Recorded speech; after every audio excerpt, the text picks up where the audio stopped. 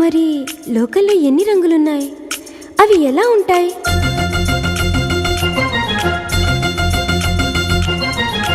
బుగ్గ మీద వెచ్చని సిగ్గు వచ్చినప్పుడు దానిని అడుగు, ఎర్రదనం అంటే చెబుతుంది.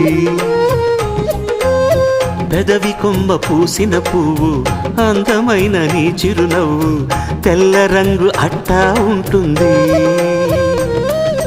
నీలో నిలువున పులకలు రేగిన వేళ నువ్వే పచ్చని పైరువు అవుతావమ్మా. దిగులు రంగే నలుపు అనుకో, ప్రేమ పొంగే పసుపు అనుకో. భావాలను గమనిస్తుంటే ప్రతి రంగును చూస్తున్నట్టే, చూపులు ఎవరివైనా చూపించే లోకం ఒకటి. నేస్తమా ఇద్దరి